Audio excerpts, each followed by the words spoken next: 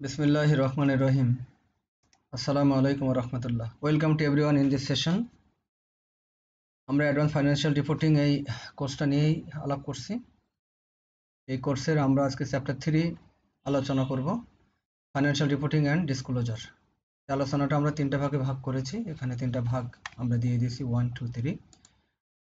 আমরা বেসিক্যালি এখানে তিনটা লেকচারে শেষ করব আশা করছি। প্রথমত যে টপিকসটা নিয়ে আমরা কথা বলবো, chronological review of the development of companies act from British to Bangladesh, অর্থাৎ ব্রিটিশ থেকে বাংলাদেশ কীভাবে কোম্পানি অ্যাক্টটা আসলো, কোম্পানি আইনটা আসলো, আমরা সেই বিষয়টা নিয়ে প্রথমে আলাপ করব। এখানে খুব very simple to understand I think. এখানে ব্রিটিশ বা ইউকে বা ইউনাইটেড কিংডম আমরা বলছি, এটা 11th সেঞ্চুরি থেকে 1757 অর্থাৎ 1757 পর্যন্ত, 11 শতাব্দী থেকে এই সময়টার ভিতরে তাদের যে আইনগুলো ছিল সেই আইনটা এভাবে আছে। ইউকেতে কোম্পানি অ্যাক্ট ছিল 1844, তারপরে আরেকটা অ্যাক্ট ছিল তাদের কোম্পানি অ্যাক্ট, সেটা 1908, তারপরে আরেকটা অ্যাক্ট ছিল 1929, এটা রিপ্লেস হয়েছে 1908 সালের অ্যাক্ট দ্বারা।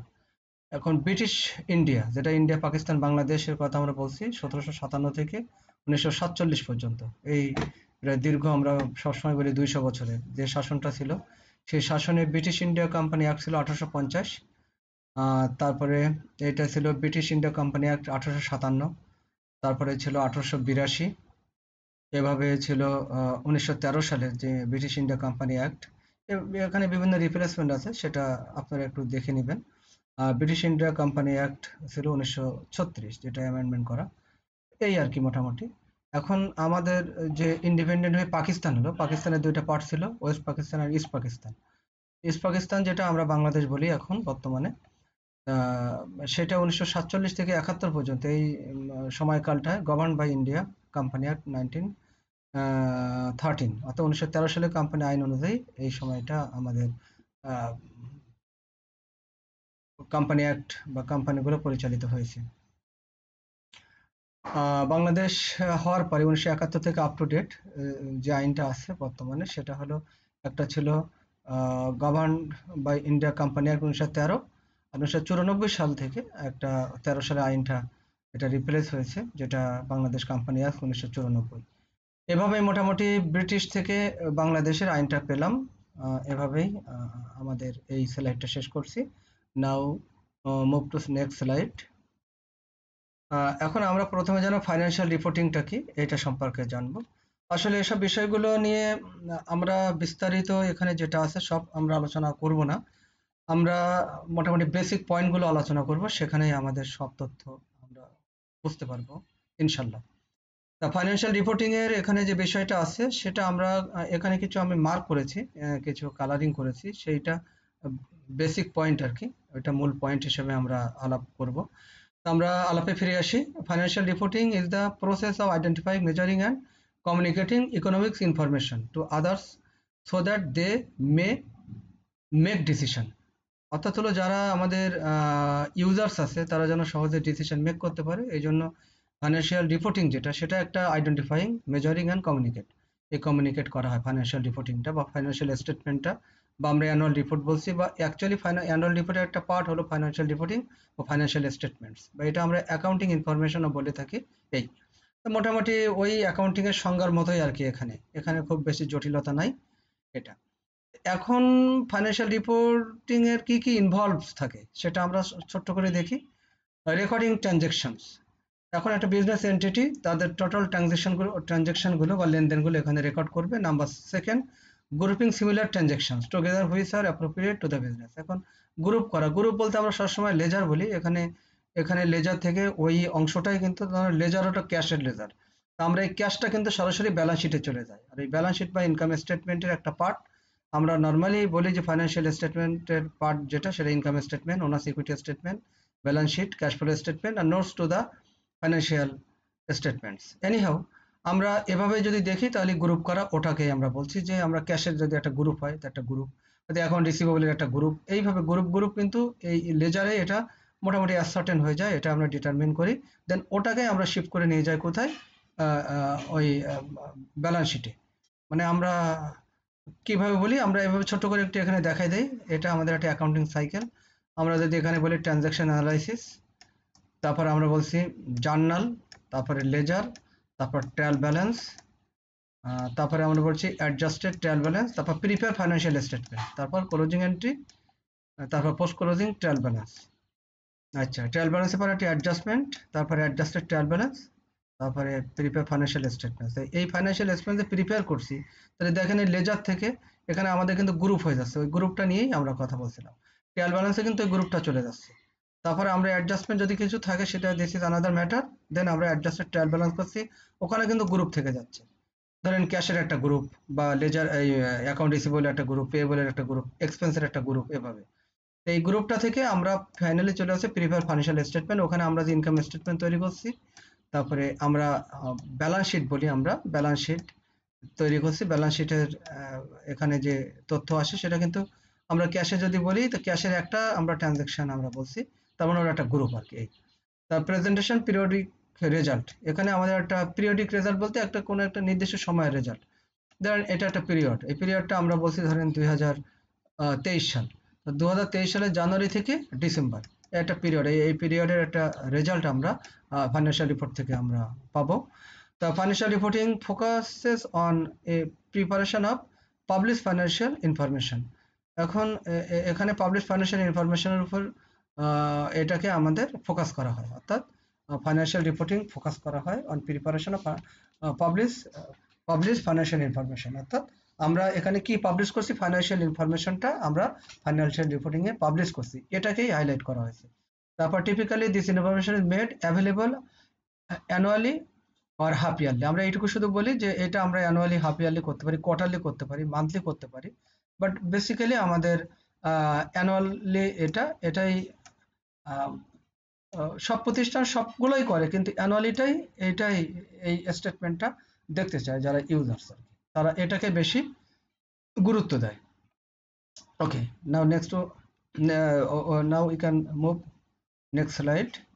ফাইন্যান্সিয়াল রিপোর্টিং এর আমরা আরো একটু আলোচনা করছি এইভাবে, যে এটা হলো process of documenting and communicating financial activities. এটা এটা একটা ডকুমেন্টেশন, দ্যাট মিনস আমাদের টোটাল একটা অ্যানুয়াল রিপোর্টের আমি একটা ছবি দেখাবো এখানে, আর এটা কমিউনিকেট করা হয়। আর আমরা বলছি এটা স্পেসিফিক একটা পিরিয়ডে আছে, এখানে টিপিক্যালি এখানে আমরা বলছি যে কোয়ার্টারলি ওর ইয়ারলি, এনি হোক। আর এখানে অর্গানাইজ অ্যাকাউন্টিং ডেটা, অর্থাৎ ফাইন্যান্সিয়াল যে রিপোর্ট, এখানে এই রিপোর্টটা companies use financial reports to organize accounting data, or accounting data organize করার জন্য এই রিপোর্টটা বেসিক্যালি প্রস্তুত করে, এই আর কি। আর এই রিপোর্টটা হয় কারেন্ট ফাইন্যান্সিয়াল স্ট্যাটাসের উপরে, এই মোটামুটি তথ্য। আশা করি সবাই বুঝতে পেরেছেন। I think everybody is clear here. Decision making, এখানে একটা জাস্ট ছবি দেওয়া হয়েছে, এটা ছবিটা দেখেন, হোয়াট ইজ ফাইন্যান্সিয়াল রিপোর্টিং। এটা রিপোর্টিংটা আসলে এই রিপোর্ট স্টেক হোল্ডার যারা তারা এই রিপোর্টটা নিচ্ছে এবং ডিসিশন মেকিং এর ক্ষেত্রে এটা রিপোর্টটা সাহায্য করছে তাদের, এই এই অ্যানুয়াল রিপোর্ট। এখন ফেয়ার প্রেজেন্টেশন আইএস অন, যেটা মানে ইন্টারন্যাশনাল অ্যাকাউন্টিং স্ট্যান্ডার্ড অনে এই ফেয়ার প্রেজেন্টেশনের কথা বলা হয়েছে। এই সম্পর্কে আমরা ছোট করে এভাবে বলি যে এই ফাইন্যান্সিয়াল স্টেটমেন্ট যেটা, বা আমরা ফাইন্যান্সিয়াল রিপোর্টিং যেটা বলছি, এই রিপোর্টটা তো অবশ্যই আমাদের অ্যানুয়াল রিপোর্টে, এই রিপোর্টটা আমাদের দেখাতে হবে অ্যানুয়াল রিপোর্টে। তো অ্যানুয়াল রিপোর্টে যখন আমরা এই পার্টটা দিব, ফাইন্যান্সিয়াল স্টেটমেন্টসের পার্টটা বা ফাইন্যান্সিয়াল রিপোর্টিং এর পার্টটা দিব, তখন এইটাকে আমরা বলছি যে ফেয়ার প্রেজেন্টেশন হতে হবে। এখন present and entities financial position and performance fairly, অর্থাৎ এটাকে আমরা একদম মানে ফাইন্যান্সিয়াল পজিশনটা একদম ফেয়ারলি যেন পারফর্ম হয় সেইটা। এইটা কোথায় বলা হয়েছে, এটা আইএস ওয়ানে বলা হয়েছে, অর্থাৎ ইন্টারন্যাশনাল অ্যাকাউন্টিং স্ট্যান্ডার্ড ওয়ানে এই জিনিসটা বলা হয়েছে যে এটা ফেয়ার প্রেজেন্টেশন করতে হবে, মানে ফেয়ারলি ডিসক্লোজ করতে হবে। অর্থাৎ হলো ফাইন্যান্সিয়াল স্টেটমেন্টটা এমন হবে আমাদের কোনো জিনিস যেন হাইড না থাকে, অর্থাৎ আমরা প্রত্যেকটা আইটেমস যেন আমরা ফেয়ারলি প্রেজেন্ট করি আর কি। এই তা এখানে আরেকটা কথা বলা হয়েছে যে এভাবে যে এটা ফেথফুলি প্রেজেন্টিং ট্রানজ্যাকশন, অর্থাৎ এই ট্রানজ্যাকশনটা ফেথফুলি প্রেজেন্ট হতে হবে, মানে কোনো জিনিস যেন আমাদের অস্পষ্ট না থাকে, আনক্লিয়ার না থাকে, অ্যাম্বিগুয়াস না থাকে, এটা আর কি। তারপর আমরা বলছি IS on states that departures of national standards are only allowed extremely rare case, এটা। আর এখানে বলছে where compliance with IFRS would be so misleading as to conflict with the objective and financial statement as set out of the conceptual framework, অর্থাৎ conceptual ফ্রেমওয়ার্কের অবজেক্টিভের ভিত্তিতে আমাদের এটা prepare করতে হবে।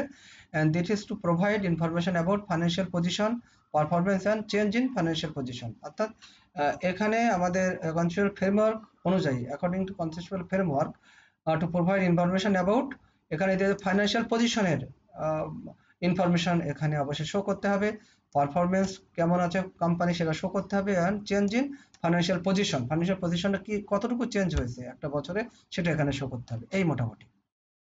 এখন আমরা কর্পোরেট রিপোর্টিং সম্পর্কে আমরা আরো এভাবে বলছি যে কর্পোরেট রিপোর্টিংটা কি আসলে। কর্পোরেট রিপোর্টিংটা বলছি is a broader term then financial reporting, অর্থাৎ ফাইন্যান্সিয়াল যে রিপোর্টিং এটা একটা ব্রডার টার্ম হলো কর্পোরেট রিপোর্টিং আর কি, এইটুকু, এর বেশি কিছু না। এখন এখানে বলছে although the two are often used interchangeably, অর্থাৎ এরা মানে বিনিময়যোগ্য আর কি, অর্থাৎ আমরা কখনো কর্পোরেট রিপোর্টিং বলতে পারি, কখনো ফাইন্যান্সিয়াল রিপোর্টিং বলতে পারি, কিন্তু কর্পোরেট রিপোর্টিংটা এটা ব্রডার টার্মে ইউজ করা হয়। I think everybody is clear here. Okay, আমরা এখন আসবো একটু অন্য জায়গা, সেটা হলো corporate reporting covers reports other than financial statements. Corporate রিপোর্টিংটা হলো ফাইন্যান্সিয়াল স্টেটমেন্টস, এটা আমরা কর্পোরেট রিপোর্টিং এর একটা পার্ট বলবো আমরা, ফাইন্যান্সিয়াল স্টেটমেন্টসটা বা অ্যাকাউন্টিং পার্টটা, অর্থাৎ এটা একটা পার্ট আর কি। আর কর্পোরেট রিপোর্টিংটা হলো এইটা হলো পরিপূর্ণ একটা রিপোর্ট, সেটা আমরা একটু পরে দেখাবো। In particular audit reports, assurance, internal audit, environmental reports, এই সবগুলো এই কর্পোরেট রিপোর্টিং এর মধ্যে থাকবে। ওকে, এখন কর্পোরেট রিপোর্টের কি কি কভার করে সেটা আমরা দেখি। ইন্টিগ্রেটেড রিপোর্টিং কভার করবে, তারপরে এই যে ফাইন্যান্সিয়াল রিপোর্টিং এর কথা বলা হচ্ছে এটাও কভার করবে, তারপরে কর্পোরেট গভর্নেন্স কভার করবে, এটা এক্সিকিউটিভ রেমুনারেশনটা কভার করবে, কর্পোরেট রেসপন্সিবিলিটি কি ছিল সেটা কভার করবে, ন্যারেটিভ রিপোর্টিং কভার করবে, অর্থাৎ এখানে আরো অনেক তথ্য কভার করবে, সেটা কর্পোরেট রিপোর্টিং এর এগুলো পার্ট আর কি। তাহলে কর্পোরেট রিপোর্টিং সম্পর্কে আমরা জানার চেষ্টা করলাম। ওকে, থ্যাংক ইউ। এখন আমরা একটা অ্যানুয়াল রিপোর্ট 2023 সালে, এটা হলো ইসলামী ব্যাংক পিএলসি আমরা জানি এখন বর্তমানে পিএলসি লিখতে হয়, পিএলসি। আচ্ছা, আপনারা বলেন পিএলসি তে কি হয়, দেখেন কে কে বলতে পারেন। হ্যাঁ, বলতে পেরেছেন না, পাবলিক লিমিটেড কোম্পানি। ওকে, তাহলে এখানে ওদের একটা Dialog smart banking better tomorrow, এটা আলাদা বিষয়। এটা একটা প্রথম পেজ তাদের অ্যানুয়াল রিপোর্টে। এখন অ্যানুয়াল রিপোর্টে প্রথম পেজ দেখে কোনো লাভ নেই, এটা জাস্ট আমি দেখালাম। এখন আমরা আসবি কন্টেন্টটা। এই কন্টেন্টটা ওই একটু আগে আমরা যে বিষয়গুলো বললাম যে একটা ফাইন্যান্সিয়াল কর্পোরেট রিপোর্টিং আমরা যেটা বলছি, কর্পোরেট রিপোর্টিং এর মধ্যে অনেক তথ্য থাকতে পারে।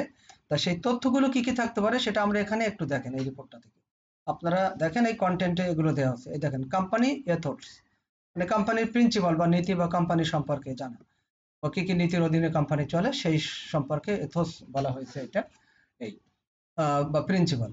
আচ্ছা, তারপরে কর্পোরেট স্ট্রাকচারটা কেমন সেটা এখানে বলা হয়েছে। দেখেন, এইগুলো কিন্তু তাদের মূল পয়েন্ট, আর একটা সাব পয়েন্ট প্রত্যেকটা। তারপরে হলো ডিজাস্টার্স রিপোর্ট থাকবে, তারপরে কর্পোরেট গভর্নেন্স থাকবে, এখানে এগুলো থাকবে, তারপরে রিস্ক ম্যানেজমেন্ট থাকবে, তারপরে সাস্টেনেবিলিটি রিপোর্ট থাকবে, এই টোটাল থাকবে। আরো আছে এই এখানে থাকবে ম্যানেজমেন্ট রিপোর্ট অ্যান্ড অ্যানালাইসিস থাকবে, তারপরে এখানে রিপোর্টস অ্যান্ড ফাইন্যান্সিয়াল স্টেটমেন্ট, এটা সবচাইতে বড় অংশ জুড়ে। এটা দেখেন 221 থেকে 365 পাতা পর্যন্ত, তার মানে এটা হলো 221 পাতা যদি এখান থেকে ধরেন, আর 365 পাতা হচ্ছে এই পর্যন্ত।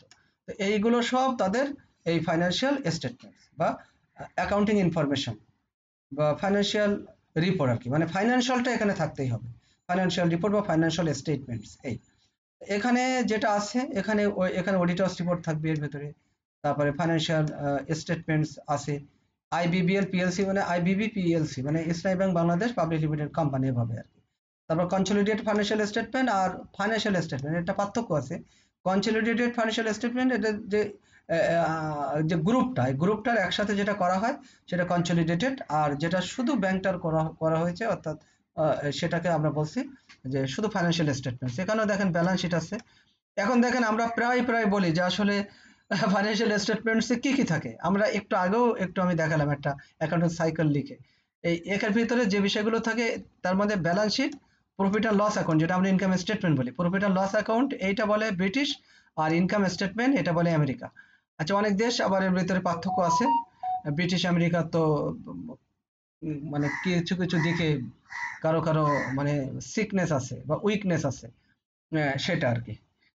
তারপরে আমরা বলছি ক্যাশ ফ্লো স্টেটমেন্ট, তারপরে স্টেটমেন্ট অফ চেঞ্জিং ইকুইটি, আর লিকুইডিটি স্টেটমেন্টস, আর notes to the consolidated financial statement. এই বিষয়গুলো মোটামুটি ফাইন্যান্সিয়াল স্টেটমেন্টস এর পার্ট আর কি। তারপর বলছি financial statement subsidiaries and OBU, আর এখানে আদার্স কিছু বিষয়। তা এই আমি যে কন্টেন্টগুলো দেখালাম এই টোটালটাই হলো অ্যানুয়াল রিপোর্ট বা কর্পোরেট রিপোর্টের অংশ।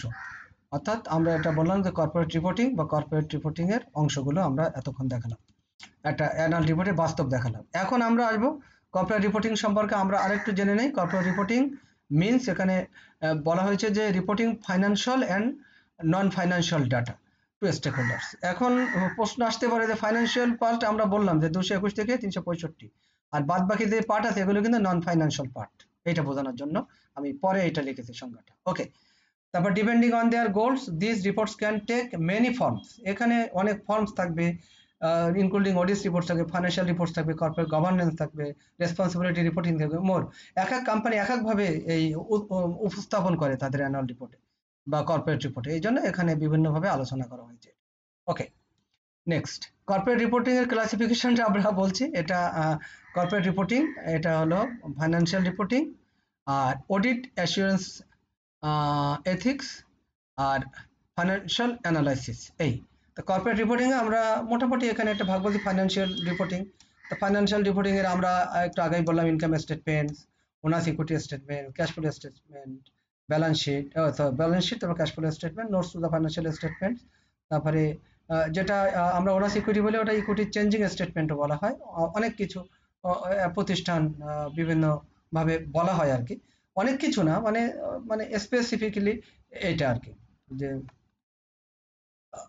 ওনার সিকিউরিটি স্টেটমেন্ট আর শেয়ার হোল্ডার সিকিউরিটি স্টেটমেন্ট, অথবা রিটেন আর্নিং স্টেটমেন্ট, অথবা change to the financial statements, এরকম। এনিহাও তারপরে অডিট, অ্যাসুরেন্স, এথিক্স, আর ফাইন্যান্সিয়াল অ্যানালাইসিসটা করা হয় এখানে, বিভিন্ন রেশিও অ্যানালাইসিস করা হয়। এই আর কি মোটামুটি কর্পোরেট রিপোর্টের ক্লাসিফিকেশন। ওকে, আমরা হয় কোম্পানিজ প্রডিউস এ কর্পোরেট রিপোর্ট, কেন রিপোর্ট তারা করে কেন, আমরা টু মেন্স রিজনস, মূলত দুইটা কারণে করে। একটা হলো to meet the governments regulatory requirement, government regulatory রিকোয়ারমেন্টের জন্য তারা এই রিপোর্টটা করে। আরেকটা হলো to make the companies to key stake holders, এটা কোম্পানির যারা কি স্টেক হোল্ডার আছে তাদের জন্য এটা করে। ওকে, আমরা নেক্সটে যাই। পারপাস অফ অ্যানুয়াল রিপোর্ট, পারপাসটা কি? এখানে একদম very simple, purpose report is to provide stakeholders, মানে স্টেক হোল্ডার্স যে এটা প্রোভাইড করা হয়। কেন করা হয়? স্টেক হোল্ডার তাদের ভিতরে আছে শেয়ার হোল্ডার্স আছে, ইনভেস্টার্স আছে, এমপ্লয়িজ আছে, এদেরকে এই রিপোর্টটা দেওয়া হয় with clear and concise overview. এটা দেওয়া হয় companies performance and operation over the past ইয়ার, একটা পাস্ট ইয়ার। এখানে আরেকটা বিষয় বলে রাখি, অ্যানুয়াল রিপোর্ট সবসময় কিন্তু পাস্ট ইয়ারে করা হয়, মানে পাস্ট ইয়ারের ডাটা নিয়ে প্রেজেন্টে করা হয়। ধরেন 2023 সালের রিপোর্ট 2024 সালের জানুয়ারিতে করা যাবে, তার আগে করা যাবে না। তার আগে করা যাবে না, সেটা আপনি যখনই রেকর্ড করেন না কারণ সবসময় পাস্ট ডাটার উপরে রিপোর্টটা করতে হয়। এটাই ফাইন্যান্সিয়াল রিপোর্টের অন্যতম দিক এবং বিভাগ। আচ্ছা, কর্পোরেট ফাইন্যান্সিয়াল রিপোর্টিং এর সম্পর্কে আমরা একটু জেনে নেই। কর্পোরেট রিপোর্টিং, এখন কর্পোরেট ফাইন্যান্সিয়াল রিপোর্টিং। আর কর্পোরেট ফাইন্যান্সিয়াল রিপোর্টিংটা হচ্ছে communicate of publish financial statements. এখানে এই ফাইন্যান্সিয়াল স্টেটমেন্টস এর কথা বলা হয়েছে। ফাইন্যান্সিয়াল স্টেটমেন্টস এর অর্থ হলো যে এখানে কোম্পানির তে মানে ফাইন্যান্সিয়াল স্টেটমেন্ট নিয়ে এখানে আলাপ হবে, income statement, owners equity, balance sheet, cash flow statement, এইগুলো নিয়ে। And related information from a company to investors, creditors, government authorities and others external users, তাদেরকে এটা সরবরাহ করে, অর্থাৎ ইউজার্স এর সুবিধার্থে এই কর্পোরেট ফাইন্যান্সিয়াল রিপোর্টিংটা প্রস্তুত করা। অর্থাৎ এটা হলো কর্পোরেট রিপোর্টিং এর একটা part, corporate financial reporting. Corporate reporting এর একটা পার্ট কর্পোরেট ফাইন্যান্সিয়াল রিপোর্টিং, অর্থাৎ এটা ফাইন্যান্সিয়াল স্টেটমেন্ট বা ফাইন্যান্সিয়াল রিপোর্টিং বা অ্যাকাউন্টিং ইনফরমেশন, এটা আলাদা একটা পার্ট থাকে যেটা আমরা বাস্তব অ্যানুয়াল রিপোর্ট থেকে দেখালাম। আচ্ছা, কনসেপ্ট অফ ফাইন্যান্সিয়াল স্টেটমেন্টস, এখানে এই কনসেপ্টের একটা আমাদের নেওয়া দরকার। এখানে এক সুন্দর করে লেখা আছে, বলা হয়েছে যে annual financial statements are the principal means of providing financial information to external users. এটা আমরা অনেকবার বলেছি যে এটার অর্থ হলো যে ফাইন্যান্সিয়াল ইনফরমেশন যেটা এক্সটার্নাল ইউজার ব্যবহারের জন্য এটা আমাদের প্রোভাইড করা হয়। ওকে, এখন এখানে financial statement provide a summary, একটা সামারি এইটাকে দেওয়া হয় অর্থাৎ প্রোভাইড করা হয় of the performance of an entity. একটা এন্টিটি মানে বিজনেস এন্টিটির কথা বলা হয়েছে, যে বিজনেস প্রতিষ্ঠানের কথা, ওভার এ পার্টিকুলার পিরিয়ড, একটা পার্টিকুলার পিরিয়ডে তথ্যাবলী যারা এক্সটার্নাল ইউজার তাদেরকে প্রোভাইড করা হয়, তাদেরকে প্রদান করা হয়, এই মোটামুটি তথ্য। আচ্ছা, এখন আমরা আসবো a complete set of financial statement prepared under the IFRS comprises, অর্থাৎ ইন্টারন্যাশনাল ফাইন্যান্সিয়াল রিপোর্টিং স্ট্যান্ডার্ড। তারা কি বলেছে, তারা যা বলেছে সেটাকে we should follow their instructions. তা এখন এখানে আমরা যেটা বলছি, the statements of financial position, এটা একটা তৈরি করতে হবে। দ্য স্টেটমেন্ট অফ প্রফিট আর লস অ্যাকাউন্ট তৈরি করতে হবে। The statement of change in equity, যেটা আমরা বলছি ওনার্স ইকুইটি, সেটা করতে হবে। Statement of cash flow, notes to the financial statement, মোটামুটি এই তথ্যগুলোই আছে। আমরা নেক্সট স্লাইডে গেলাম। কনসেপ্ট অফ ফাইন্যান্সিয়াল স্টেটমেন্ট, এখানে একই বিষয়ে আমরা বিভিন্নভাবে অবতারণা করেছি, যে financial statement comprises record that show the business activities, এখানে বিজনেস অ্যাক্টিভিটিসটা শো করে the financial performance of a company, এটা কোম্পানির ফাইন্যান্সিয়াল পারফরমেন্সের সাইডটা এখানে আসবে। কিন্তু ফাইন্যান্সিয়াল স্টেটমেন্ট যেটা সবসময় কোম্পানির ফাইন্যান্সিয়াল দিকটা আসবে, আর এটা ফাইন্যান্সিয়াল স্টেটমেন্ট, এটা সবসময় প্লিজ কিপ ইন মাইন্ড। এটা এখন কি কি থাকবে স্টেটমেন্টে, ফাইন্যান্সিয়াল স্টেটমেন্ট ইনক্লুড কি কি থাকবে এখানে আমরা বলে দিয়েছি, সেটা balance sheet, income statement, cash flow, equity statement ইত্যাদি ইত্যাদি, ভ্যালুয়েটেড স্টেটমেন্ট, আরো অনেক কিছু থাকতে পারে যেটা আমাদের সাব পয়েন্ট হিসেবে। কিন্তু বেসিক যে পয়েন্টটা সেটা আমরা আগে আলোচনা করছি, সেটা actually income statement, equity changing statement, বা আমরা ইকুইটি স্টেটমেন্ট বলছি এটা। তারপরে আমরা এটাকে বলছি যে কোম্পানির ক্ষেত্রে রিটেন আর্নিং স্টেটমেন্ট, তারপরে balance sheet, cash flow statement আর নোটস টু দ্য অ্যাকাউন্টস, এই মোটামুটি এই তথ্যগুলো থাকবে। আচ্ছা, ফাইন্যান্সিয়াল স্টেটমেন্টের আমরা আরেকটু বলছি যে এটা হলো ফাইন্যান্সিয়াল রিপোর্ট, একটা statement also called a financial report, এইটুকু আমরা শুধু বললাম, এটা ফাইন্যান্সিয়াল রিপোর্টও বলা হয়, অর্থাৎ ফাইন্যান্সিয়াল এই জিনিসটা থাকতেই হবে। This statements include financial information, এখানে এটা থাকে। আর এটা হলো প্রেজেন্টেড ফেয়ারলি, প্রেজেন্ট করতে হবে, আর লজিক্যাল অ্যান্ড কনসিস্টেন্ট অ্যাকাউন্টিং প্রিন্সিপালটা ফলো করতে হবে, এই মোটামুটি। কনসেপ্ট অফ ফাইন্যান্সিয়াল স্টেটমেন্টস আমরা আরেকটু বলছি, আউটপুট অফ ফাইন্যান্সিয়াল ট্রানজাকশন, এটা ফাইন্যান্সিয়াল ট্রানজাকশন একটা আউটপুট, এটাকে ইন্ডিকেট সামারাইজ পিরিয়ডিক্যাল রিপোর্ট, এটাকে আমরা সামারাইজ করা হয় পিরিয়ডিক্যাল রিপোর্ট অনুযায়ী, এই মোটামুটি। আচ্ছা, তারপর আমরা বলছি এলিমেন্টস অফ ফাইন্যান্সিয়াল স্টেটমেন্ট, এখানে কি কি থাকে, আসলে এখানে অনেক এলিমেন্টস থাকে, আমরা এখানে 10টা এলিমেন্টস এর কথা বলছি, মোটামুটি এগুলাই থাকে। অ্যাসেট, লায়াবিলিটিস, ইকুইটি বা নেট অ্যাসেট, তারপরে revenue, expenses, gains, loss, investment by owners, distribution to owners and comprehensive income, এই তথ্যগুলো থাকে। আচ্ছা, এসব তথ্যর ব্যাখ্যা দেওয়া এখন সম্ভব না, এসব তথ্যগুলো খুব প্রাইমারি ব্যাখ্যা, আমরা একেবারে এটা বেসিক অ্যাকাউন্টিং এর ব্যাখ্যা, এখানে আপনারা শুধু এই পয়েন্টগুলো দেখলেই হবে আর কি। রেগুলার ব্যাখ্যা বিশ্লেষণ, এটা যেহেতু অ্যাডভান্স লেভেলের অ্যাকাউন্টিং, এখানে এরকম প্রাইমারি লেভেলের ব্যাখ্যা এখন দেওয়া দিয়ে আমাদের সময় নষ্ট করা যাবে না। Objective of financial statements, financial statement অবজেক্টিভসটা কি, এখানে অবজেক্টিভ ফাইন্যান্সিয়াল স্টেটমেন্ট আমরা বলছি প্রোভাইড ইনফরমেশন প্রোভাইড করবো about the reporting entities financial position, অর্থাৎ এন্টিটিস ফাইন্যান্সিয়াল পজিশনের, এন্টিটিস ফাইন্যান্সিয়াল পজিশন মানে বিজনেসের ফাইন্যান্সিয়াল পজিশনটা এই প্রোভাইড করবে ইনফরমেশনটা, অর্থাৎ এন্টিটি মানে বিজনেসের ফাইন্যান্সিয়াল পজিশনটা আমরা প্রোভাইড করব, অর্থাৎ ইনফরমেশন প্রোভাইড করব যারা ইউজার্স আছে তাদেরকে, এই মোটামুটি। আর আরেকটা অবজেক্টিভ বলছি focusing exclusively on the information needs of present and potential investor, যারা পোটেনশিয়াল ইনভেস্টার্স আছে, প্রেজেন্ট অ্যান্ড পোটেনশিয়াল যারা বর্তমান এবং যারা সম্ভাব্য ইনভেস্টর, তাদেরকে এক্সক্লুসিভলি আমরা ফোকাস করছি, এই এই তথ্যটা তাদেরকে আমরা প্রদান করার জন্য। আচ্ছা, the notes to the financial statement include, এখন আমরা এই তথ্যটা অনেকবার বলছি, আমরা একটু ব্যাখ্যা করি এখন নোটস। এখন ফাইন্যান্সিয়াল স্টেটমেন্টস এর অনেক তথ্য আছে যেগুলো আসলে নোট আকারে না থাকলে বোঝা যায় না যে আসলে এইটা কি। যেমন আমরা বলতে পারি যে ডেপ্রিসিয়েশন, প্রতিষ্ঠানে হয়তো সাপোজ আমাদের প্রপার্টি, প্ল্যান্ট অ্যান্ড ইকুইপমেন্ট, আমরা পিপিই বলি, প্রপার্টি, প্ল্যান্ট অ্যান্ড ইকুইপমেন্ট, বা ধরেন ফিক্সড অ্যাসেটই বলেন, তা এই ফিক্সড অ্যাসেট হয়তো 10 প্রকার ফিক্সড অ্যাসেট আছে, এখন এর ডেপ্রিসিয়েশন ধরা হয়েছে, কোনোটা 2 বছর আগে কেনা, কোনোটা 10 বছর আগে কেনা, এখন এর ডেপ্রিসিয়েশন কত হবে, তখন তো আমরা তো ব্যালেন্স শিটে একটা ফিগার লিখি, বা আমরা কোনো একটা ধরেন একটা মেশিন, তো একই সমজাতীয় মেশিন আছে 10টা আছে 10 বছর ধরে কেনা, এখন এর ডেপ্রিসিয়েশন তো একই রকম হবে না, কোনোটা হবে 15%, কোনোটা 10%, কোনোটা 20%, আবার কোনো মেশিনের দাম অনুযায়ী ডেপ্রিসিয়েশনটা চার্জ হবে। যা হোক, তা সবকিছু মিলে ডেপ্রিসিয়েশন গুলো একটা জায়গায় লেখা, একটা নোটে লেখা, এবং নোটের একটা নাম্বার দেওয়া, এবং ব্যালেন্স শিটে একটা নাম্বার দিয়ে রাখা, হয়তো দেখা যাচ্ছে ওয়ান একটা নাম্বার, এই নাম্বারে এখানে ডেপ্রিসিয়েশন আছে, এখন নোটেও এই 9.1 থাকবে। সেখানে দেখবো যে আমাদের এই মেশিনটার এই 10 রকম একই প্রকার 10টা মেশিন বিভিন্ন সালে ডেপ্রিসিয়েশনটা আসলে কত হয়েছে। সেখানে দেখা গেল যে আমাদের ডেপ্রিসিয়েশনটা হয়েছে টোটাল কথার কথা 1 কোটি টাকা। তো 1 কোটি টাকা কিন্তু ব্যালেন্স শিটে দেখানো হবে, আর 1 কোটি টাকার নোটে বিস্তারিত থাকবে আর কি, এই মোটামুটি নোট। আশা করি এভরিবডি ইজ ক্লিয়ার। এখন এখানে ফাইন্যান্সিয়াল স্টেটমেন্টের এই নোটে ইনক্লুড থাকবে অ্যাকাউন্টিং পলিসি সম্পর্কে থাকবে, স্পেসিফিক প্রিন্সিপাল থাকবে, কনভেনশন থাকবে, রুলস অ্যান্ড প্র্যাকটিস এগুলো থাকবে, আর detail financial and narrative information. Financial details financial information থাকবে এবং সেটা ন্যারেটিভ করা থাকবে, ন্যারেটিভ ইনফরমেশন অর্থাৎ সেটা বিস্তারিত লেখা থাকবে। আর এখানে বলছি important to users in making their assessment, এবং তাদের অ্যাসেসমেন্টটা অর্থাৎ তাদের মূল্যায়নটা কিভাবে হবে সেইটা থাকবে মোটামুটি, এটা নোটসে আমরা বললাম।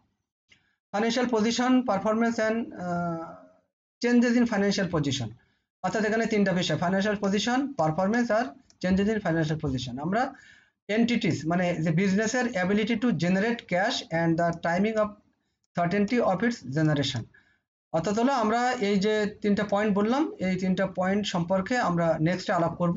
এখানে আমরা শুধু এটুকুই বলছি যে একটা এন্টিটির যে টোটাল যে আমাদের পারফরমেন্সটা কেমন হবে, ফাইন্যান্সিয়াল পজিশনটা কেমন হবে, তা ফাইন্যান্সিয়াল পজিশনটা কিভাবে চেঞ্জ হচ্ছে, এগুলো নিয়ে আমরা নেক্সট স্লাইডগুলোতে আমরা আলাপ করব। আমরা ফাইন্যান্সিয়াল পজিশন নিয়ে প্রথম কথা বলি, একদম very simple to understand. An entities financial position covers, কি কি কাভার করে এখানে দেখেন, এখানে আমরা এভাবে মার্কটা করেছি, দ্য ইকোনমিক রিসোর্সেস, তারপরে ফাইন্যান্সিয়াল স্ট্রাকচার, তারপরে দ্য লিকুইডিটি অ্যান্ড সলভেন্সি, আর capacity to adapt to change, এই বিষয়গুলো এখানে ফাইন্যান্সিয়াল পজিশনে। তারপর investors require information on financial position, কারণ হলো বিকজ ইট হেল্পস অ্যাসেসিং, এটা মূল্যায়নে সহায়তা করে। প্রথমত আছে the entities ability to generate cash, মানে বিজনেসে কতটুকু সহায়তা আছে ক্যাশ জেনারেট করার ইন ফিউচার, আসলে ক্যাশ তো ফিউচারে জেনারেট হবে সবসময়, আর প্রেজেন্টে এটা প্ল্যানিং হবে আর কি, এই মোটামুটি। আচ্ছা, how future cash flows will be distributed among those who an interest in or claims on the entity, অর্থাৎ আমাদের এই প্রতিষ্ঠানে আমরা প্রায় বলি asset equal to liability plus owners equity. তা যা হোক, এই লায়াবিলিটি কত আছে, এই লায়াবিলিটিকে আগে পরিশোধ করে তারপর বাদ বাকি যে বিষয়টা থাকবে সেটা আছে ওনাস ইকুইটিকে আমরা রেসিডিয়াল ভ্যালুটা তাকে প্রোভাইড করব, এই জন্য এটা বলা হয়েছে। তারপর হচ্ছে requirements for future finance and ability to raise the finance, মানে আমাদের ফিউচার ফাইন্যান্সটা কেমন হবে, and ability to raise the finance, এবং আমাদের ফাইন্যান্স এবিলিটি মানে রেজ করে অ্যাবিলিটি কেমন আছে সেটা, the ability to meet financial commitments, আমাদের ফাইন্যান্সিয়াল কমিটমেন্টটা মিট করার কতটুকু ক্ষমতা আছে। আর অ্যাজ দে ফল ডিউ, যদি ডিউ হয়ে যায় তাহলে তো আরো মুসিবত, যে ডিউ অ্যামাউন্টটা তো পরিশোধ করা একটা অনেক মুসিবত অবস্থা, অর্থাৎ সেটাকে টাইমলি যদি ডিউ পেমেন্ট করা না যায় তাহলে এটা তখন একটা মানে কমপ্লিকেট হয়ে যায় একটা, এটা তখন একটা ঝামেলা হয়।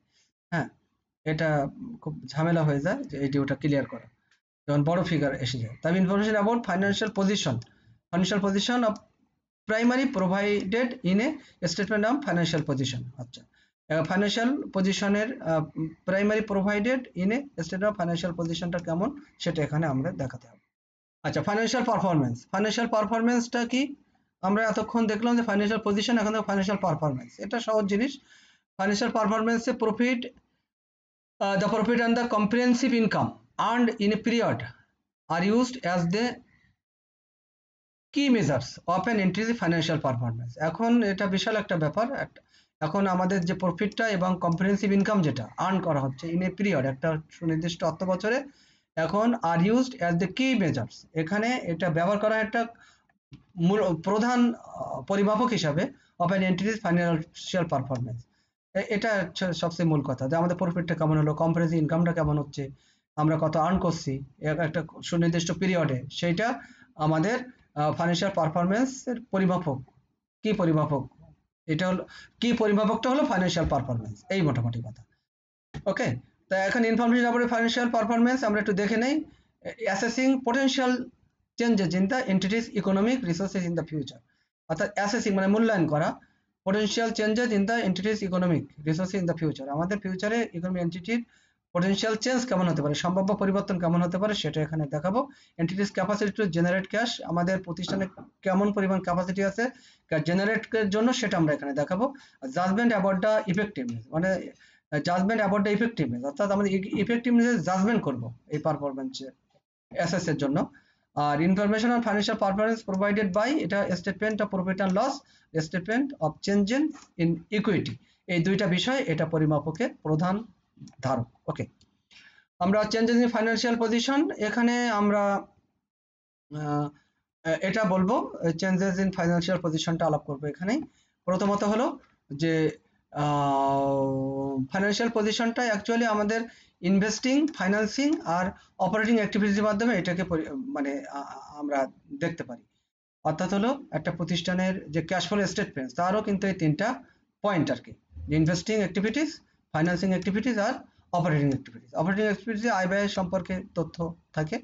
আচ্ছা, তারপর ইনভেস্টিং অ্যাক্টিভিটিসে আমাদের টোটাল ইনভেস্ট রিলেটেড বিষয়গুলো থাকে, ফাইন্যান্সিং অ্যাক্টিভিটি ফাইন্যান্স রিলেটেড বিষয়গুলো থাকে। দ্যাট মিনস আমরা বলছি যে একটা প্রতিষ্ঠানের টোটাল অ্যাক্টিভিটিসকে 3 ভাগে ভাগ করা হয়েছে। এখন আমরা প্রতিষ্ঠানের এখানে ক্যাশ ফ্লো ইনফরমেশন যেটা, সেটাকে আমরা বলছি largely free from the more judgemental allocation and measurement issue. এইটা অর্থাৎ হলো আমাদের এইটা আমরা এখানে যেটা বলছি সেটা হলো ধরেন ডেপ্রিসিয়েশনটাকে যদি আমরা ধরি, তো আমরা ক্যাশ ফ্লো ইনফরমেশনটাকে আমরা এইভাবে একটু ছোট করে বলি যে আমাদের যে কোনো আর্থিক অবস্থার যে পরিবর্তনগুলি, এই পরিবর্তনগুলো সেটা হলো যে আমাদের যে বিনিয়োগ বা অর্থায়ন, হ্যাঁ, বা অপারেটিং কার্যক্রমের মাধ্যমে আমাদের এটা একটা বিশ্লেষণ করা হয় আর কি, যেটা এটাকে আমরা বলছি। আর সেকেন্ড যেটা বলছি সেটা হলো যে আর্থিক অবস্থার বা কার্যক্ষমতার বিবৃতি বা স্টেটমেন্টের যে অবস্থা, যার আইটেমগুলো অন্তর্ভুক্ত করা হলো নগদ প্রবাহের যে তথ্য আছে এটা অনেক বেশি বিচারমূলক বরাদ্দ পরিমাপের সমস্যা থেকে মুক্ত। দ্যাট মিনস হলো যে আমরা বলছি যে ক্যাশ ফ্লো ইনফরমেশনটা হলো largely free from the more judgemental allocation, অর্থাৎ হলো যে এখানে বিচারমূলক বরাদ্দ এবং মেজারমেন্ট ইস্যু যা পরিমাপ, এটা থেকে এটা সম্পূর্ণ মুক্ত আর কি। দ্যাট মিনস ফাইন্যান্সিয়াল পজিশন বা পারফরম্যান্স স্টেটমেন্ট মানে আর্থিক অবস্থান বা কার্যক্ষমতার বিবৃতিতে যে আইটেমগুলো এখানে অন্তর্ভুক্ত করা হয়, সেই আইটেমগুলো নগদ প্রবাহের উপরে ভিত্তি করে তাদের বিচারমূলক বরাদ্দ বা পরিমাপ থেকে সম্পূর্ণ মুক্ত, এই মোটামুটি। ফর এক্সাম্পল এখানে দেওয়া হয়েছে যেমন depreciation of non current asset involve judgement and estimates as the period over which to change depreciation. এখন যখন ডেপ্রিসিয়েশন যদি চেঞ্জ হয় তাহলে এখন বলা হচ্ছে যে ডেপ্রিসিয়েশনটাই এখানে মূল নন কারেন্ট অ্যাসেটের একটা ইনভলভমেন্ট, অর্থাৎ আমরা যদি জাজমেন্ট করতে চাই তাহলে এই ডেপ্রিসিয়েশনটা দিয়ে জাজমেন্ট করা যাবে, কারণ ক্যাশ ফ্লো ইনফরমেশনটা হলো এক্সক্লুডস নন ক্যাশ আইটেম, এখানে নন ক্যাশ আইটেমটা এখানে আমাদের লেখা হয় না বা দেওয়া হয় না, এবং সেটাকে আমরা বলছি ডেপ্রিসিয়েশন। আচ্ছা, আর cash flow information is therefore seen as ব্রিং ফ্যাকচুয়াল ইন নেচার, এখানে বলা হয়েছে যে নগদ প্রবাহ তথ্য প্রকৃতিগতভাবে বাস্তব হিসেবে দেখা হয়, তাই এই তথ্যের অন্যান্য উৎসের তুলনায় আরো নির্ভরযোগ্য আর কি, এটা এই মোটামুটি তথ্য। আচ্ছা, requirements to produce financial statement, আমরা কেন প্রয়োজন ফাইন্যান্সিয়াল স্টেটমেন্ট তৈরি করা বা প্রডিউস করা দরকার কেন, এখানে বলছে রিকোয়ার্ড বাই, এখানে বলছে required by law to prepare, এখানে আমাদের ল এখানে বলা হয়েছে। তারপর form and content may be regulated primarily by national legislation, অর্থাৎ আমাদের জাতীয় যে লেজিসলেশন আছে আর কি, যে আমাদের বিধিমালা আছে, সেই বিধিমালার আলোকে এটা আমাদের তৈরি করতে হবে, রেগুলেটেড করতে হবে। আর বাংলাদেশে আমরা বলছি comply with the provisions of the company act, বা এখানে সিএ মানে কোম্পানি অ্যাক্ট 1994 অনুযায়ী এটা প্রডিউস করা হয়।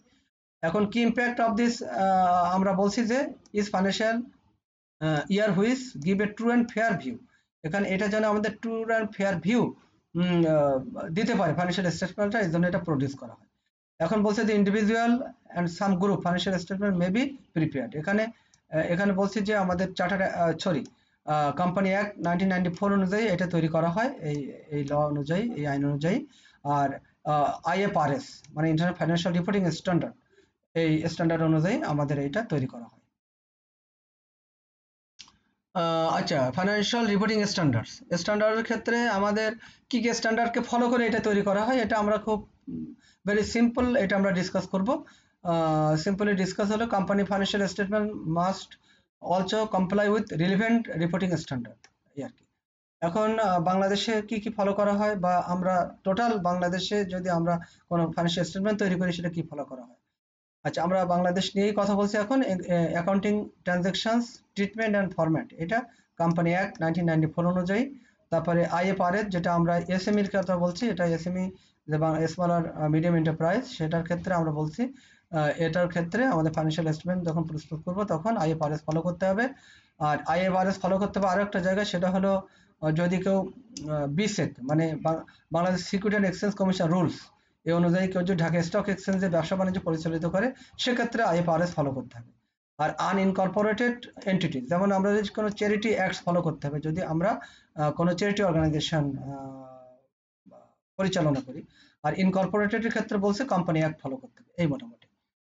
আচ্ছা, এর আরো একটু আছে যে কোম্পানি অ্যাক্ট মেনলি 1994, এটা আমরা আগেই বলেছি, স্টক এক্সচেঞ্জ রিকোয়ারমেন্ট বলেছি। আর অ্যাকাউন্টিং কাস্টমার প্র্যাকটিস, এটা ফলো করতে হবে।